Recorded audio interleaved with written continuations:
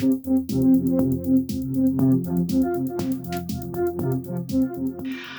everyone, it's Elizabeth from Elpis Astrology at elpisastrology.com. Thank you so much for joining me today. And I'm welcoming all my new subscribers and viewers as well. So this video is going to be my take on the astrology for July 2024. And you know, we start off July right around the 3rd of July with Mercury in Leo opposite Pluto, which is in Aquarius. Now, when we look at it just on the surface, to have an opposition here with Mercury and Pluto really suggests that there's some powerful news that's going to be coming out our way. Maybe even some transformational type of information will be coming our way too. And if we look at maybe some individuals here, many times most astrologers will look at the sign of Leo as kind of representing kings, queens, monarchs, that kind of thing. And so I'm thinking that maybe around this 3rd of July, we could hear from maybe King Charles III. That may be some kind of announcement, very powerful transformational announcement that maybe he wants to give to his people. Alternatively, certainly, you know, the monarchy tends to a lot of times do these discussions behind the scenes, and rightfully so, before they make some announcements. But I think there's something in that realm here too. Now, there are other royal families too, so it's quite possible we will hear maybe from more than one royal family with regards to some powerful change or transformation within their group. We've got our first new moon that's in Cancer, so happy new year to all my Cancer folks. And a special happy birthday to my brother John. So this new moon in Cancer is at 14 Cancer, 23 minutes. It is on the 5th of July, 2024. And let me just get the time here. The time is going to be 3:58 p.m. And of course, that's my time, Pacific Daylight Time. It's an interesting new moon. Generally speaking, I like this new moon. I have a Cancer ascendant, and this conjuncts my ascendant, so maybe this is going to be some new start for me too. And certainly if you do have something around that 14-15 degree of Cancer in your own personal chart, this could be a whole new beginning in a whole new year for you. Right, so we've got Venus in Cancer as well, and Venus will be sextiling Uranus. So this is some surprising, potentially at an individual level, surprising, unexpected love coming into your life. Now, a sextile is a relatively, in many ways, benign sort of aspect. It's giving you opportunities. Do you want to take this opportunity or not? It can also bring some, on a more global level, bring in some opportunities for change in the money markets that we have. And, you know, if you have something around this degree, and my charts are always on this video part of it, so you can see the degrees as well. But we're looking really at the latter part of Cancer here. You may have some opportunities to make some money. Simple as that, right? We also have Mars trining Saturn, which is retrograde. And, you know, trines are beautiful. It's just flowing, beautiful energy coming your way to do what?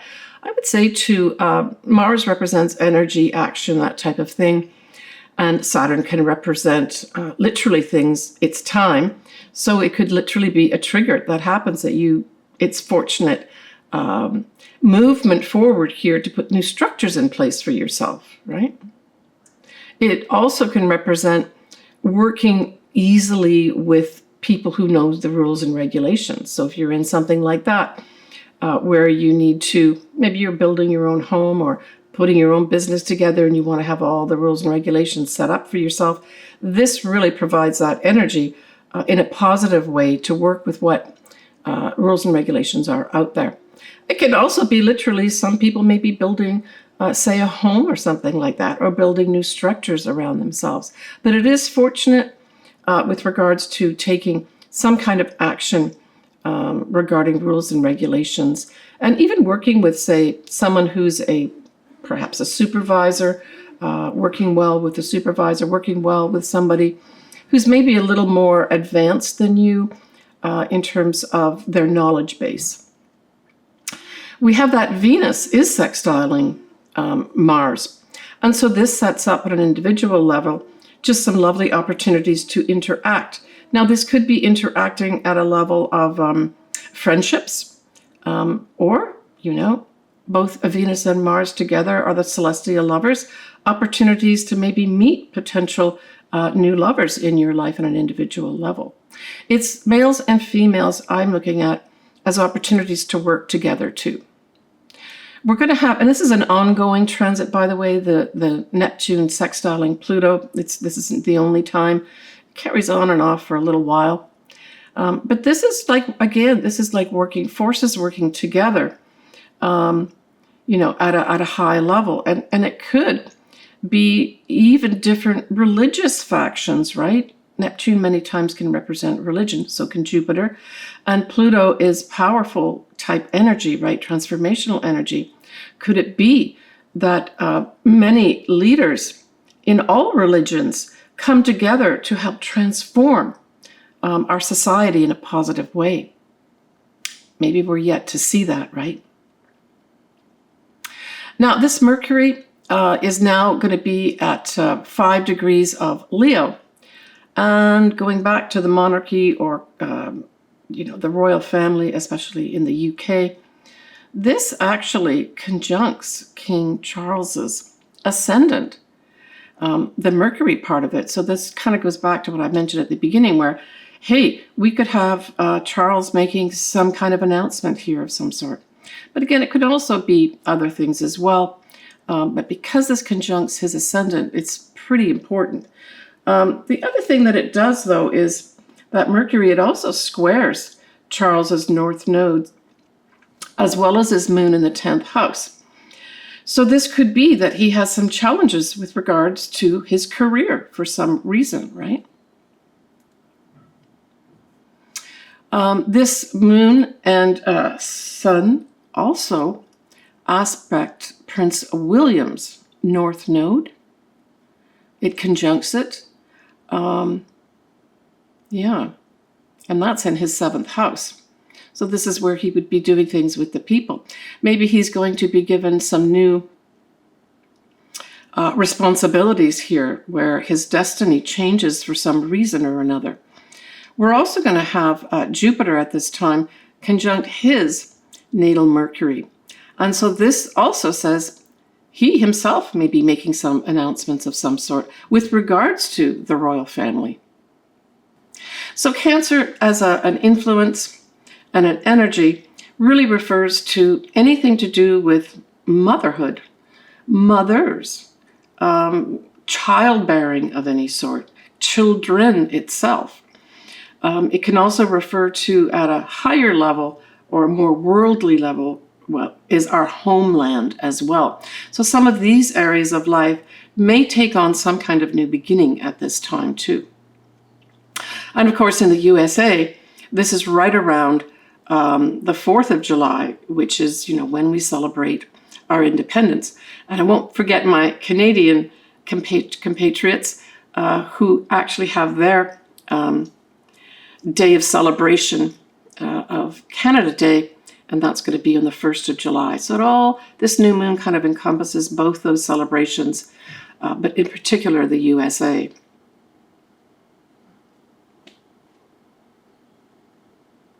On the 8th of July, we have that Mars now conjuncting Uranus. So this may be an upsetting day of some sort where there's unexpected movement, energy that comes out of the blue to take some kind of aggressive, I would say this is aggressive action of some sort on the 8th of July. We're talking about the sign of Taurus, of course. So this could play out too in a more worldly way in terms of like earthquakes and volcanoes, because Earth is very much represented here by Taurus, right?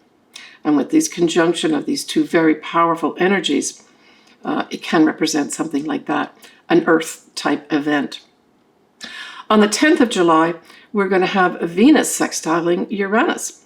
And certainly if you have anything around the degree point, and we also have Venus a couple days later trining Neptune. So this also could bring in on a personal level some opportunity to form a love relationship of some sort.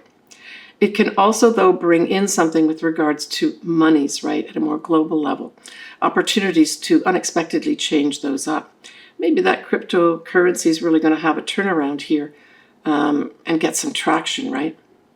Now, the Venus trining Neptune is, so both of these are working together in terms of favorable energies with regards to really high levels of love, too. And this could also play out, as I mentioned earlier, with regards to religious, various religious groups working together. It can represent females as well, too. And that female sextiling, that female planet Venus sextiling Uranus, followed by Venus trining Neptune, can just bring in some really powerful, inspirational energies from women. On the 13th of July, that Venus is going to be opposing Pluto. And so this I see as women confronting those in power. And we know there's a lot of things going on out there in politic land. And this could be some big march that happens where women get up and start saying, we're not putting up with this. You can't tell me what to do.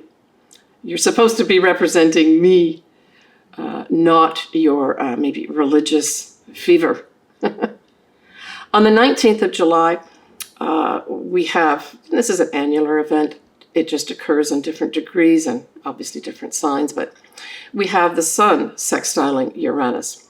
So these are opportunities here, unexpected opportunities really to, I think, bring things to light.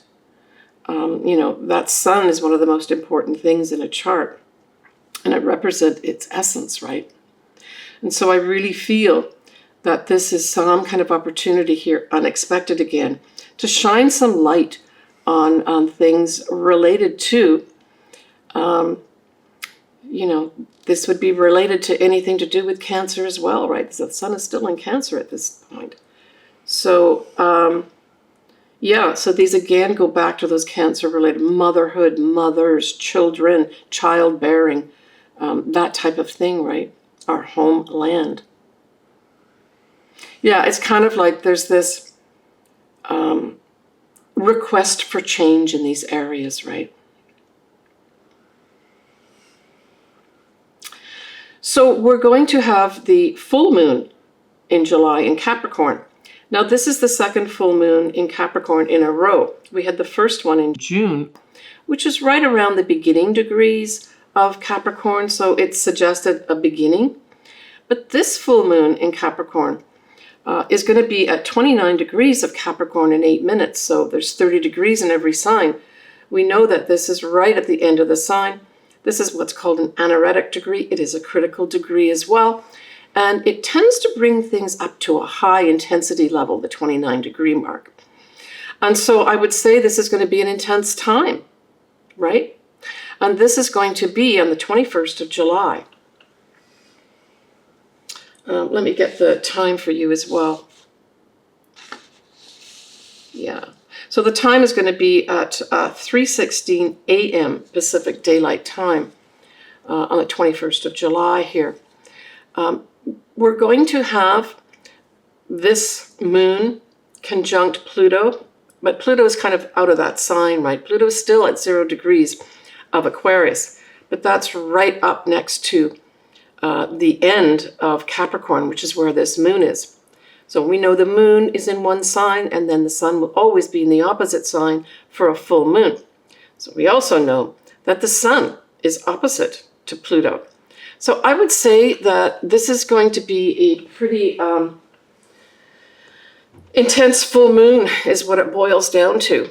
And certainly if you've got, let's just say you're a Capricorn Ascendant or a Capricorn Sun, and you were born towards the end, the Capricorn Suns in particular here I'm talking about, if you were born towards that end of Capricorn, this could be some kind of real big illumination for you that goes on.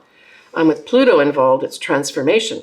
So for some folks, maybe Capricorns that have been waiting for some big change to happen, this might be your time here on the 21st of July to transform your life. So yeah, it's culminations of the full moon, shining a big spotlight on something. And Capricorn, what is the Capricorn energy? Well, Capricorn's ruled by Saturn. So we know that we've got a more older type energy surrounding this. And in particular, I'm thinking that there may be, literally at a global level, some structures in politics, in government that have to come tumbling down here. And this could be in many different places in the world where we've got a lot of conflicts, right?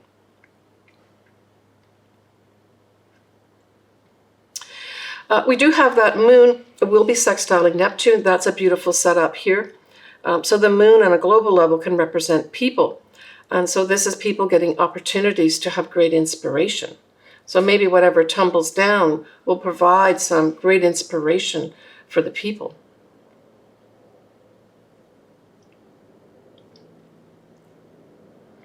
We have Venus sextiling Jupiter, which is beautiful at this time.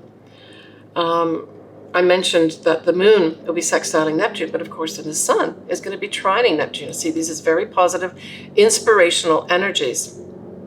Now, we're going to have Mercury at 26 degrees of Leo at this time, so it's still in Leo, but it's going to be squaring Uranus. Straight off, this is just upsetting news. And again, I kind of go back to potentially royalty of some sort, where something unexpected is announced from them.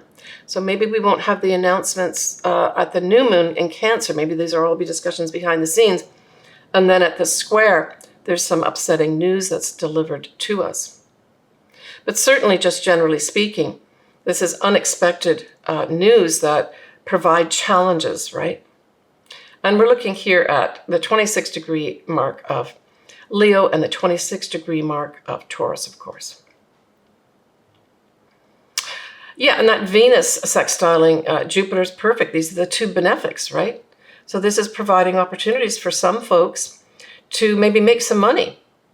Other folks, maybe you will have an opportunity, a lucky opportunity to meet the love of your life. We're going to have Mars, that's going to be in Gemini, trining Pluto in Aquarius. Now this is a nice energy too. Gemini is all about communications, right? Short journeys, that type of thing, writing. So I see this Mars in Gemini ushering in some important information that helps transform some aspect of the collective here.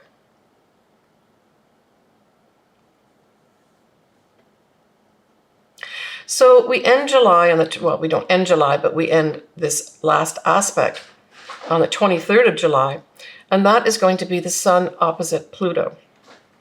A very powerful time where I would say some confrontations are going to be happening here with regards to people in power, just generally speaking, right? All right, when we have a little bit of a peek at August, we're going to have a Mercury retrograde that will start at 4 degrees of Virgo. And actually, going back to King Charles here, it's going to be conjuncting King Charles's Saturn in the second house.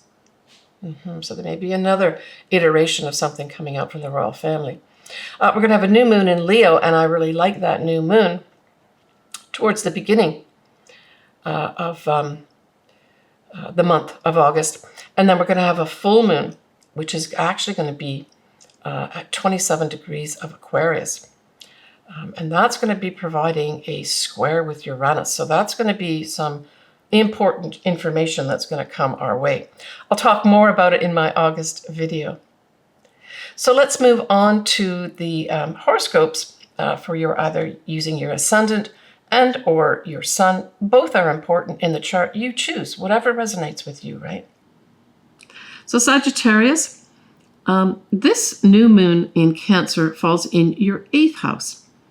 And so there's going to be some new start with regards to something to do with finances, probably more to do with, say, your investments, your 401ks, pensions, any money you receive from other people, or any money that you share with, say, your partner or your business partner, marriage partner. It's going to have some kind of new start here in July. For some Sagittarius, you may make that decision to start putting more money into your investments, your 401ks, that type of thing. And it's important for you to take care of yourself, right? Cancer is very much a sign of nurturing and compassion. And so maybe you're going to say, I need to take better care of myself with regards to my finances and my long-term future with regards to my finances. The 8th house is also a house of inheritance. I'm not saying you're going to have an inheritance, but with Venus there too, it adds a better element with regards to a potential inheritance that's coming in for some Sagittarians, right? The 8th house is also the house of sex, as well as our psychological selves. And so there may be some Sagittarians that take that step, that they want to get some nurturing here mentally and decide to go into some psychological therapy. If that's something you choose, Sagittarian, this would be a great time to start it. Maybe just after the full moon. You'll certainly connect in with someone who's compassionate and nurturing. That's what I would say you need right now, Sagittarius, right? If you choose that, of course. Now, when we look at that full moon in Capricorn, it falls in your 2nd house. And so the 2nd house really has a lot to do with the money that you make. So there's some big change here that's up, right? This is the 29th degree. So you're going to have some kind of change with regards to the money that you make, the income that you have coming in. It could also be a time of austerity with regards to possessions. You just may make this decision that you want to get rid of a lot of stuff that you have that don't give you something. So there's a wrap up in that area too.